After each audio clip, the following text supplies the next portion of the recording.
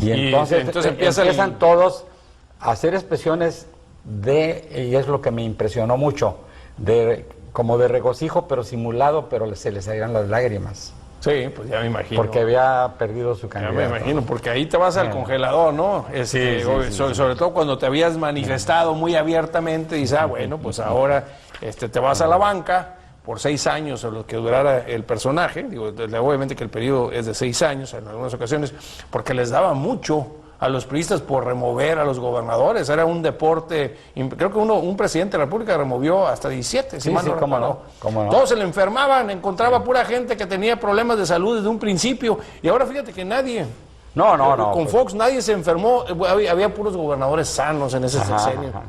Y en este creo que también. No, es que era un poder tremendo el que tenía el presidente. No se olvida, ¿no? Era un poder vertical que precisamente es parte de lo que me lleva a acciones que hice posteriormente.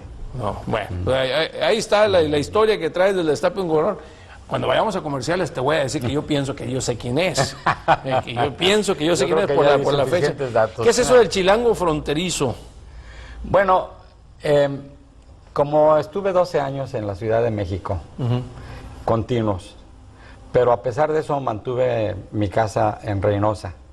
Y desde luego también tenía una casa y mi familia vivía conmigo en México. Pero cuando me preguntaban que de dónde era, casi nadie en México y menos en el círculo político donde yo me movía, era capitalino. Y cuando me preguntaban, pues yo decía que de Reynosa. No podía decir, ya me di cuenta muy pronto que yo ya no era tapatío, ¿no? Que yo ya no era... No, pues a los 21 años habías dejado Jalisco, habías dejado de ser jalisquillo. Y que yo ya era tamaulipeco y a pesar de que prácticamente y hasta la fecha he tenido relativamente mucho más actuación en el ámbito, digamos, del gobierno federal que en el estatal. ¿Y te decían chilango fronterizo o tú nada más te...? No, lo que pasa es que fue una forma de definirme, porque pues ya en 12 años uno se amolda totalmente. Aquí hablas del exilio de ¿Tenemos que mensajes o qué? ¿Sí? Ya, ahorita en este preciso instante, si no tienes inconveniente mayor, Carlos... Está con nosotros Carlos Nuño. Pregunté y me dijo que sí era el que estaba pensando por los tiempos, el exilio de Meme Garza González que te tratas aquí. Bueno, cuando termina Manuel Garza González su periodo como alcalde de Reynosa, su grupo político había quedado fuera, puesto que lo sucede en el gobernador que resulta electo es Enrique Cárdenas. Sí. Ellos no habían llevado buenas relaciones y sabía perfectamente Manuel que no tenía porvenir en Reynosa. Y era mejor o en Tamaulipas. Era emigrar cuando no tenías... Él dice que el exilio precisamente de los políticos...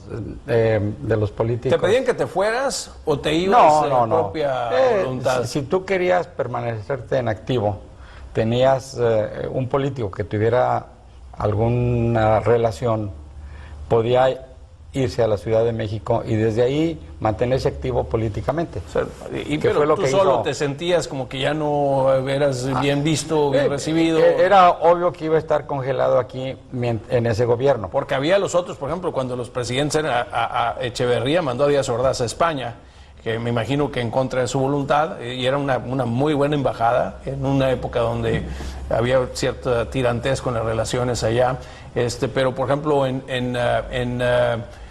luego López Portillo manda a Echeverría a las Islas Fiji. Sí. O sea, una embajada de México en Australia y las Islas Fiji, como diciendo, escójame en el mapa cuál es el lugar más lejano que tenemos de México, y en línea recta, y allá mandaron al señor. Aquí la gente, cuando no se sentía que eran bienvenidos, o que eran bien vistos, o que eran del grupo o del equipo, algunos se iban. Algunos se iban, particularmente los que querían hacer una carrera en la política. Desde luego, el caso de Manuel Garza González vale la pena mencionarlo, porque quizás es uno de los pocos alcaldes que pudo hacer carrera política a nivel nacional y en la Ciudad de México, cosa que han logrado pocos. Porque llegó a subsecretario, dices. Llegó a subsecretario. ¿En la administración de quién fue? En la administración de López Portillo. De López Portillo estuvo, que fue cuando estuviste tú en las coordinaciones. No, fue cuando fui director general de promoción social agraria. ¿Manuel Garza González sigue viviendo en México? Sigue viviendo en México, sí. Sigue viviendo, ya no regresó acá. Ya no regresó. Él ya hizo su carrera política, es muy amplia, en la Ciudad de México. Y pues nunca viene, nunca lo he visto por acá, de nueva cuenta. Tiene mucho que no viene efectivamente. Vámonos con lo que sigue. De ahí aquí hablas, te vas a otros temas muy interesantes, Cuauhtémoc y Muñoz Ledo, la sucesión en Tamaulipas, no sé si quieres hablar de eso. Nos vamos con la industria maquiladora. Cómo empezó todo, así lo inicia este capítulo, cómo empezó todo. Matamoros era una ciudad maquiladora, Juárez era una ciudad maquiladora, Tijuana lo era, Reynosa no era, no traía la misma fuerza que desarrolló después y que dejó atrás a Matamoros. Sí, ese asunto me tocó verlo muy de cerca, porque pues yo tenía un negocio de hacer construcciones. Y el ingeniero Antonio Rodríguez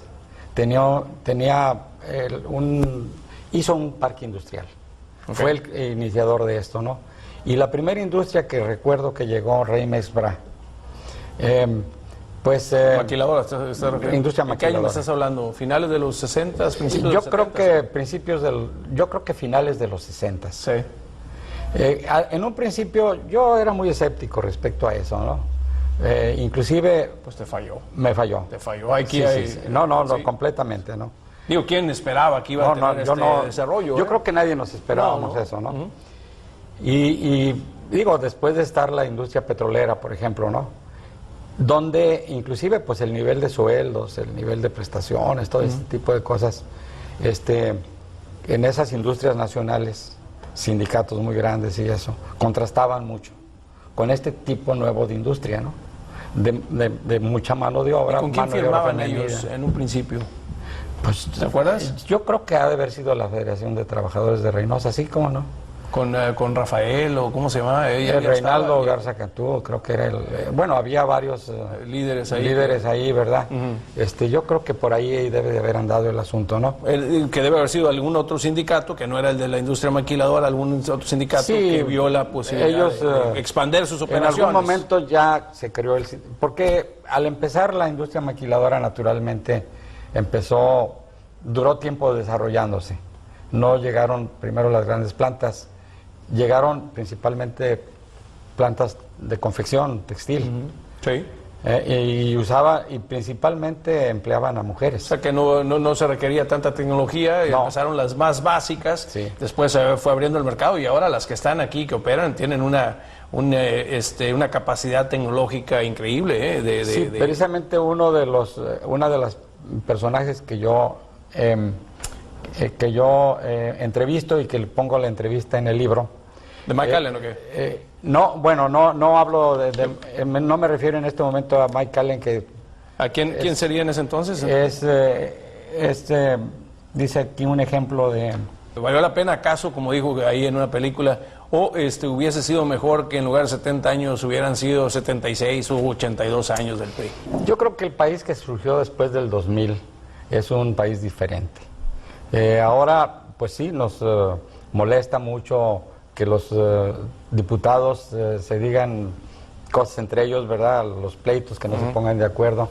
Pero estamos aprendiendo muy trabajosamente lo que es vivir en democracia. Porque hay unos que dicen que estábamos mejor cuando estábamos peor, ¿no? Sí, pero era la unanimidad, era el dedazo, era el acatamiento de la orden. Y si no lo cumplía, ¿no? Sí. Y si alguien se salía del huacal, pues ahí se acabó. Imagínate los gobernadores con un presidente, si llega a ganar el PRI, si yo fuese gobernador, yo estaría muy intranquilo, porque los presidentes priistas quitan a gobernadores priistas, ¿no? Entonces ahorita si tienes un presidente panista, pues no te va a quitar y tú eres el rey, amo y señor de tu estado, que no es el caso cuando tienes un jefe ahí arriba que de repente puede decir te vas.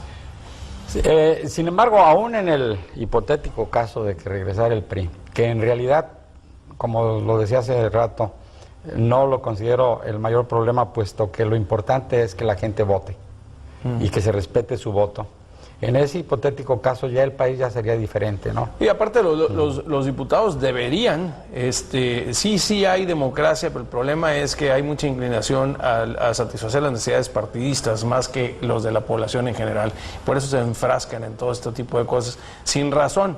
Porque en lugar de legislar por el bien, sí lo estamos viendo, inclusive ahora con la distribución del presupuesto, dice, pues ¿dónde tenemos campañas políticas? ¿Dónde hay que asignar los fondos? Los necesiten, ¿no? Todos los necesitamos, un país muy pobre, pero hay lugares donde son prioritarios y no, si no tienen elecciones. Pues el asunto es que como sí hay ahora posibilidades de renovación, como sí tienen posibilidades todos de accesar el poder, entonces pues ya tienen que pensarle muy bien, porque pueden hacerlo cuando estén en el poder, pero con el riesgo de no ser, de ser removidos en la siguiente elección. ¿De cuántos ejemplares consta esta edición? De 500 ejemplares. De 500 ejemplares. Sí. Y se hizo la presentación y está distribuyendo aquí en Reynosa principalmente. ¿Bien? Se está distribuyendo en Reynosa, sí. Se nos agotó el tiempo. Yo quería haberle mostrado, hay unas fotos realmente interesantes. Por aquí me encontré el puente de Reynosa Hidalgo, que se parece mucho al puente viejo que le decimos en Matamoros. Algunas fotos interesantes con de personajes aquí de la zona, músicos, a ver, aquí todavía tenemos, ya se agotó el tiempo, músicos estos son los doneños, me decían, ¿no? Sí. Porque doneños, porque eran de Dona, Texas. A una señora le dijeron que si era de Dona, y le dijo, eso a usted no le importa, el tamaño de mi dedo, el tamaño de mi dedo no es asunto suyo, ¿no? Que y perdón, ¿qué es esto? A ver, ya nada más, porque ya nos vamos. Es que es un viaje que hice a la India. Ah, ok. Cuando estaba en la reforma agraria. ¿Es un santón o qué? Es un santón. Es un santón. Sí. Y esa fotografía la tomé y se publicó en el Excelsior. ¿Qué te parece? Bueno, Carlos, se nos agotó el tiempo. Muchísimas gracias por haber estado con nosotros. Te deseamos mucho éxito con esta obra, que sea la primera de muchas donde nos narres qué fue, cuáles han sido tus vivencias, pues de aquí en adelante, ¿no?